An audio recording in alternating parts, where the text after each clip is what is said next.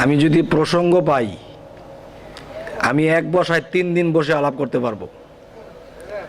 আর যদি কোনো প্রসঙ্গ না পাই তাহলে আমি কি বলবো? আপনারা কি মাংস খাবেন, না পোলাও খাবেন, না বিরিয়ানি খাবেন? আমাকে বলতে হবে। হ্যাঁ বলো। আসসালামু আলাইকুম। ওয়ালাইকুম আসসালাম। মোহাম্মদ আকরাম হোসেন। হুম। হাদিস শরীফে আছে যদি কোনো পীরের মাজারে গেসাজদা করা হয় এটাকে শিরক বলা হয়। তো এটা প্রশ্নটা আমি জানতে চাই। এত সোজা সোজা কথা, একটু কঠিন নাই? বা ছোট মানুষ ওর মনে যা যাচ্ছে আপনি তো দয়া করেন। আচ্ছা, একটা কথা বলি যে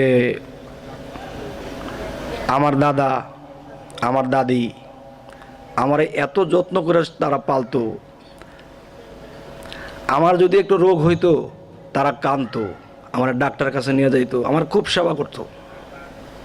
হঠাৎ করে 2 জন মারা গেল একদিন।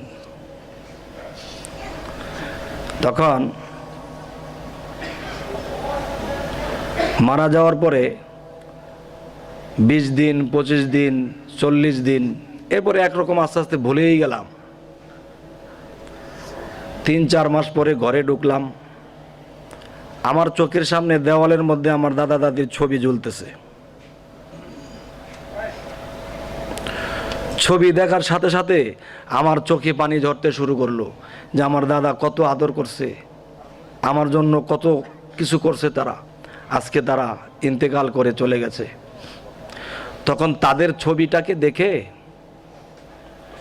আমার চোখে পানি আসলো। আচ্ছা, তাদের কথা তো এক প্রকার ভুলেই গিয়েছিলাম, তাদের ছবিটা দেখার পরে তাদের কথা মনে পড়ল। আচ্ছা, তখন আমি কি করলাম? এই ছবির দিকে তাকাইয়া আমার চোখে পানি জ্বলল, তাদের জন্য দোয়া করলাম।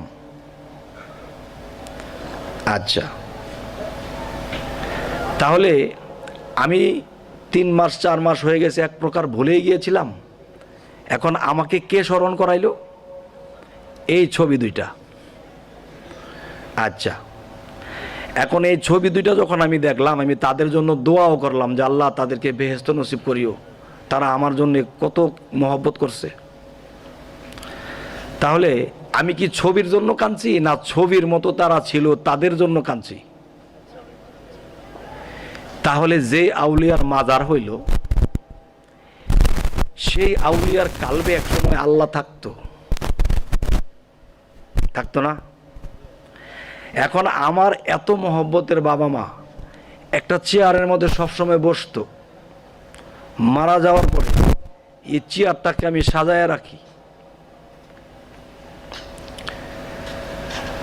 যে কল্পনা করলে মনে হয় আমার বাবা আমার দাদা এই চেয়ারে বসা আছে। তখন এই চেয়ারটাকে আমি সযত্নে রাখি। তাহলে যেই মুমিন ব্যক্তি, যে আউলিয়ার কালবের মধ্যে আল্লাহ থাকতো, তাহলে এই দেহটার মূল্য আছে না? এই দেহটাকে যখন সযত্নে রাখা হয়েছে, তখন সেখানে যখন আমি সেজদায় পড়ছি, কাকে সেজদায় পড়ছি? আল্লাহ কি বলছে? আমি আউলিয়ার কালবে থাকি। তাহলে আমি যখন মহব্বতে সেখানে মাথা ঝুঁকিয়ে দিছি, তখন আমার মুখে কি আসছে? আল্লাহু আকবার। আউলিয়া আকবার বলা হয়েছিল? তাহলে আমি মাজারকে সেজদা করি নাই, মাজারের ভিতরে যে সাহিত্য আছে তার কালবের মধ্যে আল্লাহ থাকতো, আমি সেই মহব্বতে দিছি, সেই আল্লাহকেই দিছি। আচ্ছা, এখন যদি বলে যে না আমি কথাটা মানলাম না, তাহলে আমি বলবো যে কাবার দিকে ফিরে সেজদা করা হয়। কাবা কি আল্লাহ?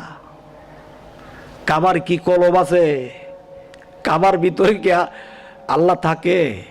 তো এটার দিকে ফিরে সেজদা করেন কেন? তাহলে মুমিনের কালবে আল্লাহ ছিল, তার দেহের মধ্যে ছিল, সেই দেহটা সযত্নে রাখা হয়েছে, আমি সেই মহব্বতে সেখানে আমি ভক্তিতে লুটিয়ে গিয়েছি। তখন সেই আউলিয়ার আত্মা সেই মহাত্মার সাথে মিশেছিল, সেই আত্মা যখন দেখছে যে সে আমার রওজাতে এসে সে আমার নামে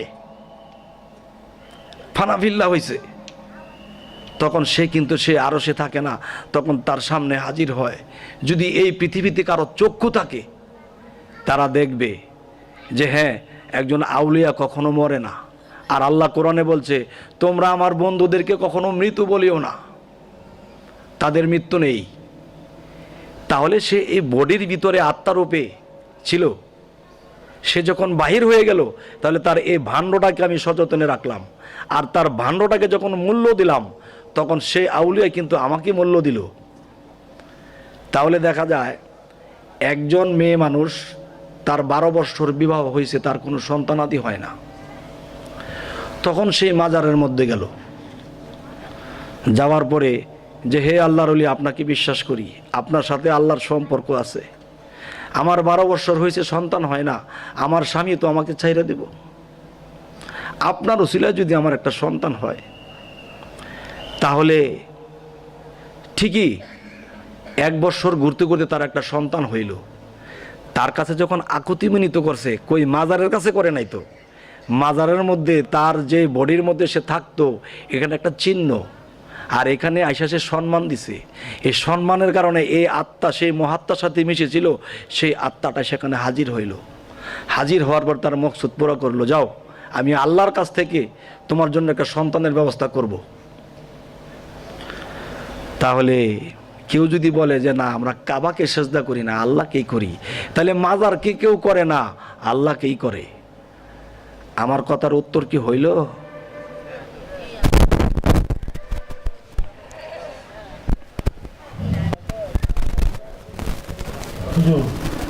আপনার কথায় আমার একটু জানার ইচ্ছা হলো যে মুমিন হইতে হলে আমাকে কি করতে হবে।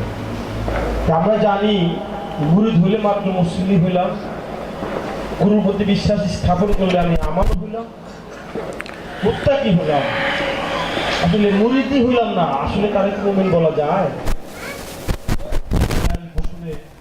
শরীয়তের ইবাদত বন্দেগী আমি সবই করলাম, সবই মানলাম, আসলে আমি নাকি মুমিন হতে হলে অবশ্যই মুরিদ হতে হবে?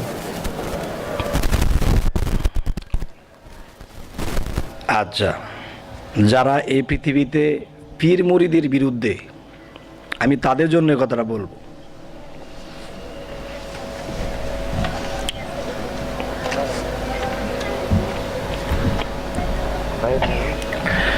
সে কথাটি হলো,